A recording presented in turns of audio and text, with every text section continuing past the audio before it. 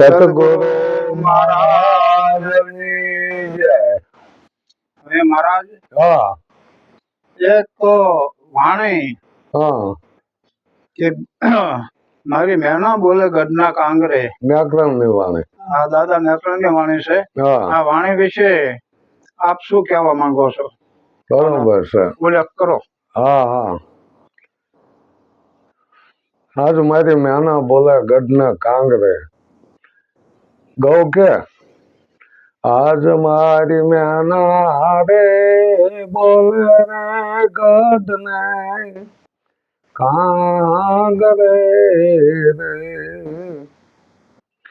એ કાયાના કુડા રે ભરોસા તેવું ના રૂઠા રે દિલાસા યાદ મારી મેના રે બોલે રે ગઢને કાંગરે રે.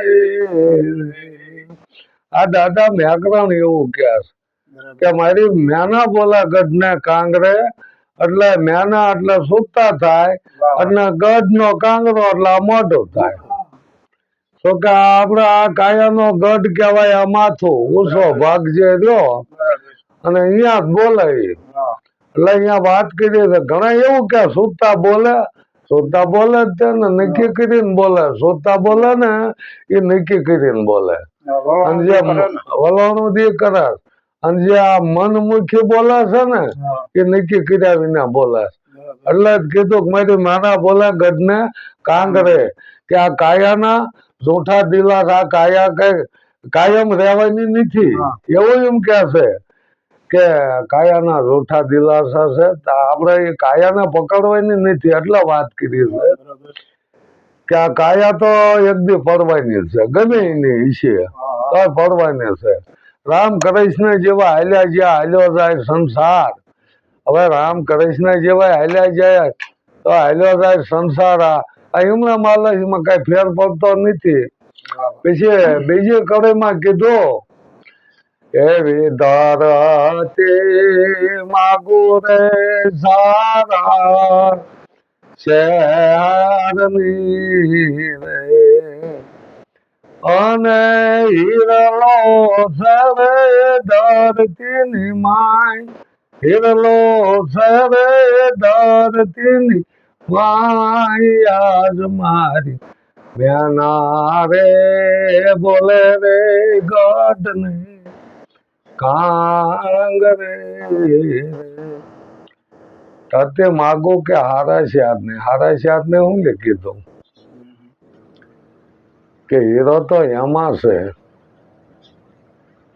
આ હીરા જે કઈ છે ને આ ધરતી ની માલપા છે. ધરતી આપણને શરીર ને કીધું. સવા ભગતે કીધું ને કે ગુરુ મહારાજે હકપણ કર્યું ઊંચું કુળ ને એવી નાશ. આ ઊંચા કુળ માં હકપણ કર્યું સોતાનું એટલે એ સોતા કે ધરતી માગો હારા શાર ને સારું શાર જો મળે જાય ને તો એમાંથી હીરો મળે. નકર શાર તો ઘણા એવા છે. આ બધા ઘાટ જ છે ને પશુ પંખી ના બધા ઘાટ જ છે. અહીંયા નો મળે. જે હારા શાર ની ધરતી હોય ને એમાં હીરો મળે. હીરો એમાં પીડ્યો છે. પછી કીધું છે ત્રીજી કડીમાં એવા સોના રે સમદરિયામાં છે ભલે એ મોતીડા શેરે છીપલી ની માય મોતીડા શેરે છીપલાની માયા જ મારી મેના રે બોલે રે ગઢને કાંગરે. જયારે શિપ નામની માછલી સ્વાતિ નામ એ વરે અને એના દરિયામાં ન પડવા દે ને પાછું ઓછી થઈને ઝીલી લેશે એનું મોતી બને છે. એમ આ સંતોના શબ્દ એ મોતી જ છે. પણ જ્યાં સુતા એ શબ્દ એ રીતે જો પકડ કરી લેતી હોય તો એ મોતી જ છે ને એને જ આ જ્ઞાન થાય બાકી જ્ઞાન થતું નથી. ઘણી વખત સાંભળે છે આપણે, ઘણું ઘણું સાંભળ્યું. અખો કે કથ્યા હુણીન ફૂટ્યા કાન તોય નો કે આવ્યું બ્રહ્મ જ્ઞાન. એટલી કથ્યાયું સાંભળે ને પણ કે બ્રહ્મ જ્ઞાન મારે આવ્યું નહીં. પણ શું સાંભળ્યું છે, સમજ્યા નથી. આપણે જેટલું સાંભળો ને એટલું સમજવું જોવા. નકરું સાંભળે જ કઈ પતશે નહીં. ઘણા ને આપણે પૂછ્યું કે ભાઈ અહીંયા સત્સંગ હતો, હું કહેતા હતા કે એ કઈ કહેતા કે મને યાદ નથી રહ્યું. પણ સાંભળ્યું છે, સમજ્યા નહીં. જે સમજી ગયા છે ને એને યાદ જ છે, એને યાદ નથી એવું નથી. પછી સાથે કરીને કીધું, એવો મૃગાલો વસે રે વનમાં એકલો રે, એ કસ્તુરી સરે મૃગલાની માય, કસ્તુરી સરે મૃગલાની માય આજ મારી મેના રે બોલે રે ગઢને કાંગ રે. હવે મૃગલો આ શરીર ને કીધો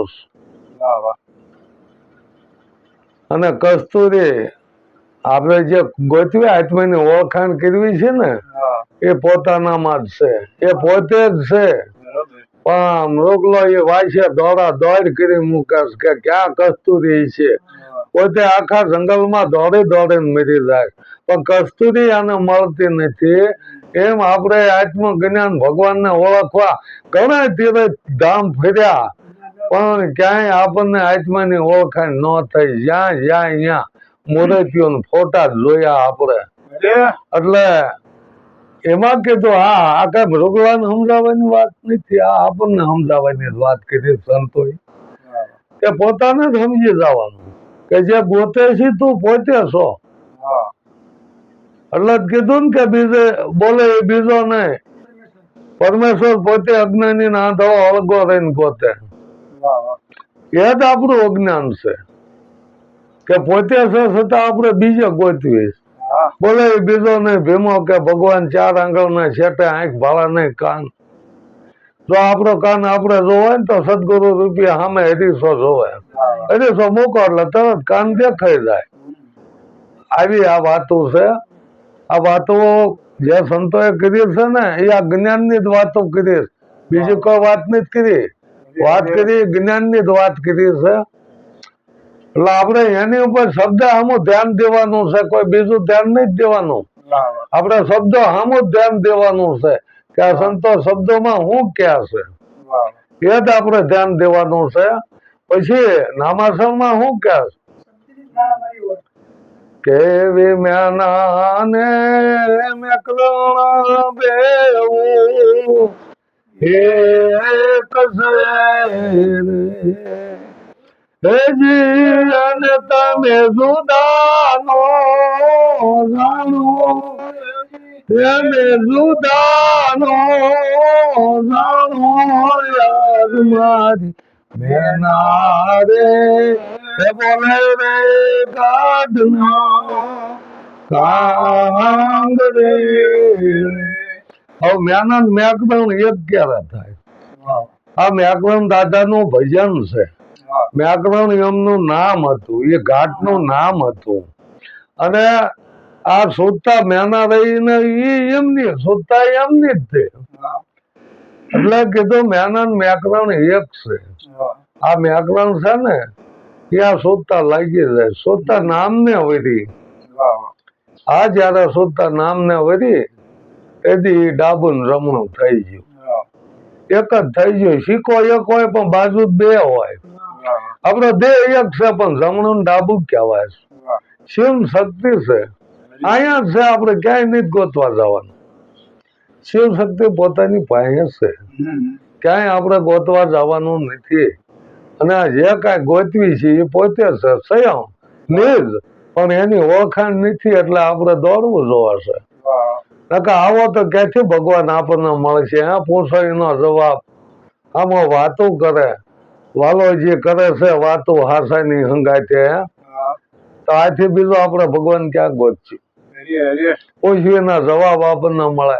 આપણે આમાં વાતો કરે. હવે આવા તો ભગવાન આપણને ક્યાં મળશે? કરોડો ની મૂર્તિ હશે પણ એ બોલશે નહીં. એટલે જ કબીરદાસે કીધું ને કે હુવારેલા હવળા ને બેઠા બોલે ને ઉભા નો કે આય દાસ કબીર સત કહે કિસી કો લાગુ પાય. આમાં કોને મારા પગે લાગુ? એમ આ કબરોમાં હુવારી દીધા, એ કોઈ દે હવળવાનું નહીં. હુવારીને ધોળ વાળી દીધી, માથા ઓટા કરી નાખ્યા. એ ગમે એટલે માથાકૂટ કરશું એ હવળશે નહીં. આ મંદિરમાં બે દીધા શીખાય, બોલવાના નથી. અને આ જે ઉભા મૂક્યા એ કોઈ દી આવકારો નથી દેવાના. કાંઈ બટા પાણી પી. જો પૂંજારી હશે ને તો તમને આવકારો મળશે. બાકી તો હમણાં મંદિરના જાળિયા થઈ ગયા હોય, સાફ સફાઈ કોઈ કરે નહીં. મંદિરના માન તો પૂંજારી હશે, તો એ પૂંજારી બોલે છે, એની સાફ સફાઈ રાખે છે, એ તમને આવકારો દે. શું કે આ મનુષ્ય દેવ કરતા દુર્લભ આપણને મળ્યો છે. હે એ દેવ નો કોઈ આપણને આવકારો ન દે, પણ અહીંયા પૂંજારી બેઠો છે આવકારો દીશે. એટલે આ જે પ્રગટ બોલી રહ્યો છે ને એ સિવાય તો બીજો કોઈ મહાન છે નહીં. એટલે સંતોએ આપણને આવી એવી વાણી બતાવી અને આપણને કઈક પીરસ્યું છે કે આપણે એમાંથી કઈ લઈ શકીએ. સંતોને મહેનત પડે છે, ભજન એમને ન બને. એનો કમ્પ્લેટ અનુભવ થાય તો ભજન બને, નકર તો બધા બનાવી ન મૂકી દે તો ભજન એમ નથી બનતું. પોતાનો અનુભવ પૂરણ હોય તો ભજન બોલે છે. સદગુરુ